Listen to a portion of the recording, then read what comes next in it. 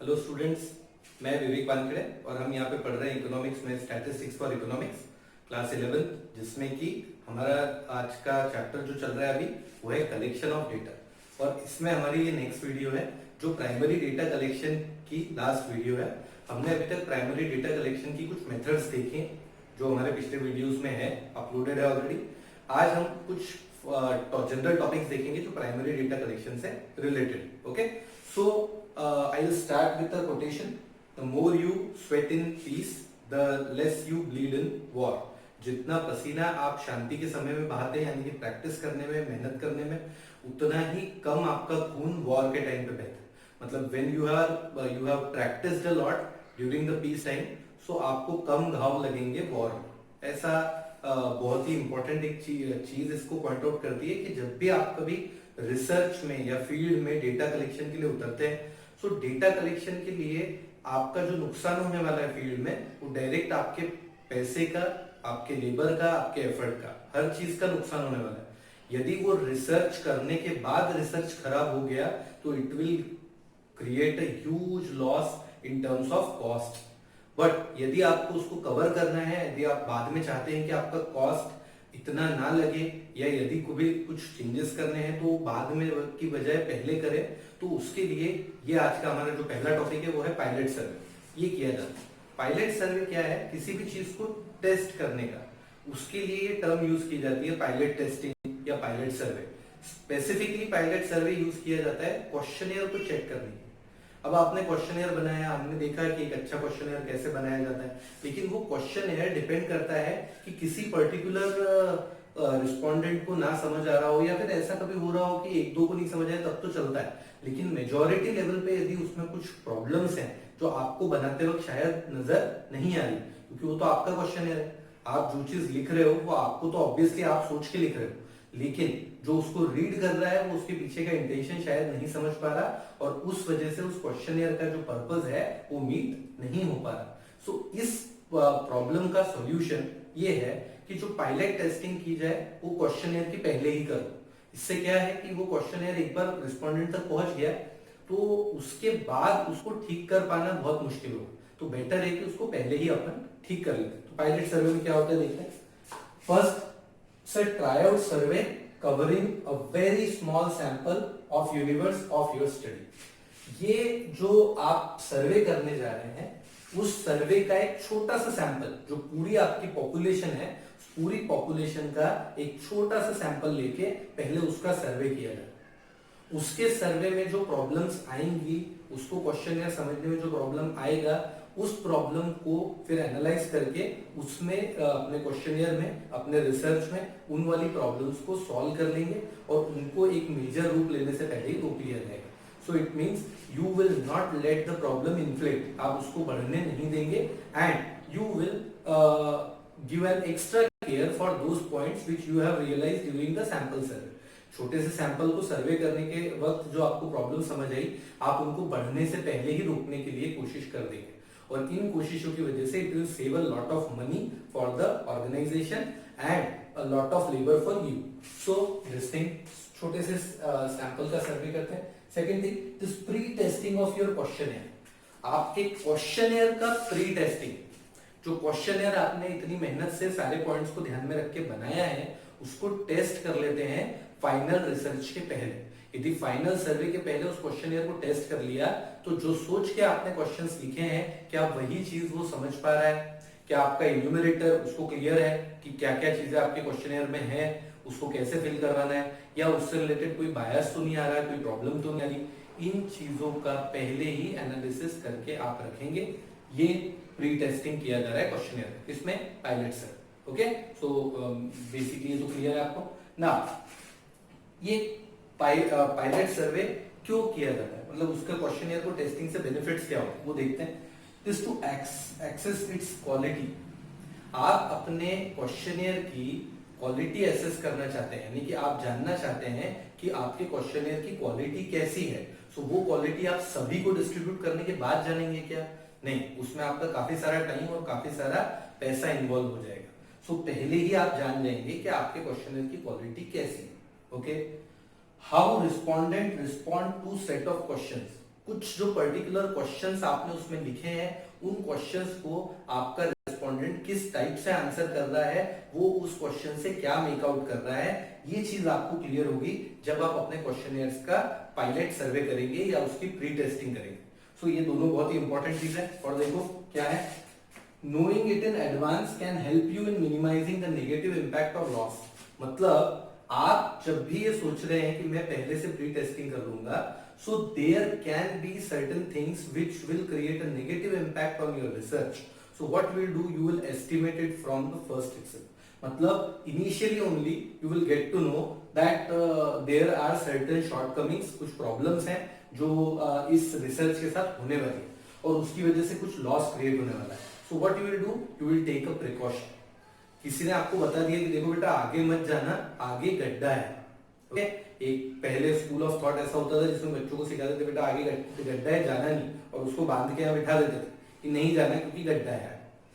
आजकल का ट्रेंड थोड़ा बदल गया है, बच्चे अपने हिसाब से चलने लगे हैं, तो उसमें टीचर का रोल एज ए फैसिलिटेटर हो गया। तो अब क्या होगा, मैं बोल दूंगा कि बेटा आगे गड्ढा है, जरा समझ लो। गड्ढा है ये आपको पता लग गया है ना, आपका टीचर आपसे कह रहा है, शायद बता रहा है, so you just have to take a precaution, you just have to be conscious. ऐसा हो सकता है कि आपको शायद वो गड्ढे से कोई इफेक्ट ही ना हो, लेकिन अलर्ट रहने में कोई बुराई नहीं है। यदि आपको पता है कि कुछ प्रॉब्लम है तो यू कैन बी अलर्ट, आप एक एक्स्ट्रा प्रिकॉशन लेके एक एक्स्ट्रा कॉशन के साथ आगे जा सकते हैं। ओके, सो उससे क्या होगा, यदि तो वो गड्ढा एक्चुअली में आपके लिए प्रॉब्लम क्रिएट करने वाला हुआ, सो आप पहले से ही एडिशनल कॉशन ले चुके हैं, तो उससे आपको जो नेगेटिव इंपैक्ट होने वाला है उससे आप बच जाए। तो ये चीज एक तो यहाँ पे। देन और क्या बेनिफिट होता है, performance of enumerator can be judged. ये हमने देखा है कि इन्यूमरेटर्स के साथ बायस होने के चांसेस रहते हैं, और कुछ बायस जो उनके इंटरनल बायसेस हैं वो तो फिर ठीक है, लेकिन कुछ ऐसे जो शायद उनको क्वेश्चनियर ना ही समझ में आने की वजह से हुआ हो, या फिर क्वेश्चनियर को वो ठीक तरीके से फिल करने के लिए ट्रेन नहीं हो पाए। आपने ट्रेनिंग दे दी, इसका मतलब सामने वाले को ट्रेनिंग मिल गई है, ऐसा ये बिल्कुल गलत बात है ना। अब हमने पढ़ा दिया तो क्या आपने पढ़ लिया, हमारा पढ़ाना और आपका पढ़ना इसमें तो बहुत बड़ा गैप है ना। तो ये जरूरी नहीं कि मैंने समझा दिया और आपको समझ आ गया, समझाना एक बात है, समझना एक और बात है। तो उसमें इन्यूमरेटर को जज किया जा सकता है कि उसको वो चीज समझ आई क्या, क्वेश्चनियर रिलेटेड जो भी एस्पेक्ट्स है क्या उसको समझ पाया क्या। ये इसका एक तो बेनिफिट। एक और लास्ट इसका बेनिफिट है estimating time and cost involve in the final survey. For example आपने 1000 लोगों पे क्वेश्चनियर को टेस्ट किया, अब आपको 1 लाख पे टेस्ट करना, सो आपको 1000 पे टेस्ट करने के लिए जो भी टाइम या कॉस्ट लगा है उससे आपको 1 लाख का एक रफ एस्टिमेट मिल जाएगा कि यदि इसके लिए इतना है तो उसके लिए उतना समय लगेगा, और ये वाली चीज। सो पायलट टेस्टिंग के, पायलट सर्वे के रिसर्च में अपने बेनिफिट्स हैं। इससे पहले कि आपका बहुत बड़ा नुकसान हो जाए, आपको उसको कवर करने के लिए, प्रिकॉशंस लेने के लिए और अपनी शॉर्टकमिंग्स और लॉसेस को बचाने के लिए आपको पायलट सर्वे कर लेना चाहिए। अब ये जरूरी नहीं है कि पायलट सर्वे आप हर एक सर्वे के लिए करो। यदि आपका सर्वे ही छोटा है, उतना बड़ा आपका पॉपुलेशन साइज ही नहीं है, तो फिर आपको हर जगह पायलट सर्वे करने की जरूरत नहीं है। लेकिन यदि बहुत बड़ा आप रिसर्च कर रहे हैं जिसके लिए आपको काफी सारा टाइम और काफी सारा एफर्ट लग रहा है, उसमें यदि आप पायलट टेस्टिंग या पायलट सर्वे कर लेते हैं तो it will save you a lot of money. Okay, तो ये एक छोटा सा टॉपिक था पायलट सर्वे। अब हमारा अगला टॉपिक देखते हैं। यहाँ पे जो टॉपिक है अपना अगला, ये sources of errors in collection of primary data. So primary data जब भी कलेक्ट किया जाता है तो उसमें कुछ चांसेस या कुछ सोर्सेस रहते हैं जिसके थ्रू एरर्स आ सकते हैं। वो देखते हैं यहाँ पे कि क्यों ऐसा कभी कभी हो जाता है कि डेटा में एरर आ गया। Different scales of different correspondent. जब हम ये पढ़ रहे थे पिछली वीडियो में, जब भी हमने करस्पॉन्डेंट्स का डिस्कशन किया था, मैंने कहा था कि ऐसा हो सकता है कि जो आपका करस्पॉन्डेंट है वो अपना स्केल कंसिडर करके चल रहा हो डेटा कलेक्शन के लिए। So it can be a correspondent, it can be a enumerator और it can be a local source जिसके थ्रू इंफॉर्मेशन कलेक्ट की जाए। जब भी इन्वेस्टिगेटर की मदद करने के लिए एक से ज्यादा लोग आते हैं तब ये चांस हो सकता है कि वो लोग अलग अलग स्केल्स पे डेटा कलेक्ट करें। अब ये सोर्स ऑफ एरर है, इसका मतलब ये नहीं है कि इसको सॉल्व नहीं किया जा सकता। यदि ट्रेनिंग में आप पहले से ही ये चीजों को इंक्लूड कर लें तो ये वाला एरर सॉल्व हो जाएगा, but yes it can be a source of error कि उसका स्केल कुछ और है और इसका स्केल कुछ और है। सो वो चीज। Then second, different degree of approximation. Different degree of approximation मतलब certain things which are okay to you may not be okay to me. मतलब ऐसा होता है ना, कई बार हम लोग बोलते हैं कि अरे यार इतनी सी बात का क्या बुरा मान रहा है. वो इतनी सी बात हो सकता है आपके लिए इतनी सी बात हो, बट उसके लिए शायद वो बहुत बड़ी बात हो. और कुछ चीज जिसको शायद आप बहुत ज्यादा सीरियसली ले लो, उसको शायद वो उतना सीरियसली ना ले. तो this is part and parcel that somebody has a different level of approximation, somebody has a different level of approximation. If you are saying that 10.52, then somebody can consider it as 11, somebody can consider it as 10. So they are approximating a different set. Somebody may consider कि नहीं 10 में से 8 आएंगे, then only I will consider that. Somebody may say that 10 में से 9 आएंगे, then only I can consider. So different degree of approximation of the data while correction. Then wrong responses. ऐसा हो सकता है कि कुछ इंफॉर्मेशन रिस्पॉन्स देने में फिल करते वक्त ही गलती हो गई, क्योंकि जो क्वेश्चन है वो उसको समझ नहीं आया, जिसके लिए हम वो शायद पायलट सर्वे करना चाह रहे हैं. तो वो क्वेश्चन को वो समझ ही नहीं पाया. अब जब वो क्वेश्चन को समझ नहीं पाया तो this will create additional impact, क्योंकि वो क्वेश्चन तो उसने समझा ही नहीं और उसने रिस्पॉन्स कर दिया. तो रिस्पॉन्स देने के बाद it can create a problem for the ultimate result of the data. और शायद कई बार ये चीजें अननोटिस्ड चली जाती है, पता नहीं किया, लोग क्वेश्चन को गलत समझ रहे हैं, रिस्पोंडेंट उसको फिल कर रहे हैं, रिसर्च हो गया, रिजल्ट भी आ गया, उसका कंक्लूजन भी निकल गया, लेकिन फाइनली बाद में पता चला कि वो तो गड़बड़ हो गई थी, क्योंकि क्वेश्चन को तो कुछ और ही समझा जा रहा था. So this can be a issue और source of error. Then there is one more source which is lack of response. There are many questions which are unanswered. कई सारे क्वेश्चन एयर भेजे जाते हैं, वो वापस नहीं आते. क्वेश्चन एयर आते हैं तो कई सारे क्वेश्चंस को आंसर नहीं किया जाता, may be because of complexity. हर किसी को अलग अलग लेवल की कॉम्प्लेक्सिटी लगती है, तो किसी और को कुछ और लग सकता है कि नहीं ये तो डिफिकल्ट है, मैं नहीं अटेम्प्ट करता, छोड़ो. ऐसा होता है ना एग्जाम में, एक क्वेश्चन को काफी बच्चे अटेम्प्ट करते थे, कुछ बच्चे उसको अटेम्प्ट ही नहीं करते. एक क्वेश्चन को कुछ बच्चे अटेम्प्ट करते हैं, बाकी सब छोड़ देते हैं. तो वो अपना एक रिस्पॉन्स करने का तरीका है कि if you are finding it very difficult, annoying, difficult, तो you will stop it. And here they don't have any say reward for it. ये तो वो रिस्पॉन्स दे रहे सामने वाले के रिसर्च की. तो लैक ऑफ रिस्पॉन्स की वजह से भी कभी डेटा प्रॉपरली नहीं कलेक्ट. और देखते हैं कि क्या सोर्स ऑफ एरर हो सकते हैं. Due to miscalculation, arithmetical error, ये तो आपको पता ही होगा, जिसको हम मैथ्स में बोलते हैं ना सिली मिस्टेक. सर वो 2 कैरी करना भूल गया सर, वो हाँ मैं 6 सोच रहा था सर 7 पे ठीक हो गया सर. ऐसा कुछ तो होता है कई बार कि आप कैलकुलेट कुछ करते हैं और उसका आप फाइनली आंसर लिख देते हैं, but which can be error वाला कैलकुलेशन. ये चीज भी है कि वो गलत उसको प्रेजेंट कर दिया. ओके, देखो कुछ कुछ क्वेश्चन ऐसे आते हैं रिसर्च में, जैसे कि सपोज मैं कहता हूं कि क्या मैं अच्छा टीचर हूं. अब यदि मैं कहता हूं कि क्या मैं अच्छा टीचर हूं और मैंने आपको बोला कि मुझे 10 में से मार्क्स दे दो आप, तो आप यदि 6 देंगे ना, तो कुछ लोगों को लग सकता है कि नहीं 6 मतलब ये तो अच्छे की कैटेगरी में आ जाएगा, तो अच्छे वाले की हो जाएगा, इतना अच्छा तो नहीं है, इसको थोड़ा सा कम दो. बट फिर आप बोलेंगे यार 5 तो फिर ऐसा हो गया कि अच्छा भी नहीं बुरा भी नहीं समझ. मतलब ये जो स्केल है उसको वो अपने हिसाब से सोच रहे हैं रिस्पॉन्स करते हुए. तो there can be some arithmetical calculation based errors. और देन जो रिस्पॉन्सेस वाला हमने देखा, due to communication gap, there can be a communication gap between the respondent and the investigator और our correspondent or our enumerator, whosoever. उनके बीच में communication gap हो सकता है. that what I am saying may not be आप मेरी बात नहीं समझ रहे. ऐसा कई बार होता है ना, हम किसी से बात कर रहे होते हैं, उसके बोलने के बिना मैं समझ गया, मैं बताता हूँ क्या. ऐसा करते हैं ना कई बार, अरे नहीं अरे मेरे को पता लग गया. आपको कैसे पता लग गया जब बोला ही नहीं उसने अभी तक. So there can be a communication gap in terms of that. Then due to lack of recording of information recording नहीं होती, याद रह जाएगा. अरे मुझे देखना, मैं जब ये वीडियो मेरा चल रहा है, कायदे से suggested that you should keep a copy and pen ready with, क्योंकि मैं यहाँ पे धीरे धीरे आराम से समझा रहा हूँ. आप एक कॉपी पेन रखो, जिससे कि आप थोड़े शॉर्ट नोट्स कुछ लिखना है लिख लो, यहाँ पे जो लिखा है वो लिखो. अब क्या होगा कि वो नहीं नोट करेगा, उसके बाद वो सोचेगा अरे मैं तो याद रहेगा. बाद में हो सकता है कि उसको वो इंफॉर्मेशन एग्जैक्टली वैसी ना रिट्रीव हो जैसी उसने स्टोर की. सो if there is no recording of a data, then it can create a problem. Maybe हमने कहा था ना, enumerator यदि कुछ क्वेश्चंस खुद पूछ रहा है तो वो एक कैमरे से रिकॉर्ड करके रखे उसको, मे बी रिकॉर्डिंग नहीं है, अब इन्यूमरेटर बोल रहा मैंने तो सही कहा था, मैंने तो सही से बोला था, पर वो रिकॉर्डेड ही नहीं। ऑफिसेस वगैरह में ईमेल इसलिए किया जाता है क्योंकि मैंने आपको क्या कहा है वो चीज यदि ईमेल में नहीं लिखी हुई है then it won't be considered official thing. WhatsApp nowadays okay it's considered, but then SMS that is considered official communication, email is considered official communication and recording is must.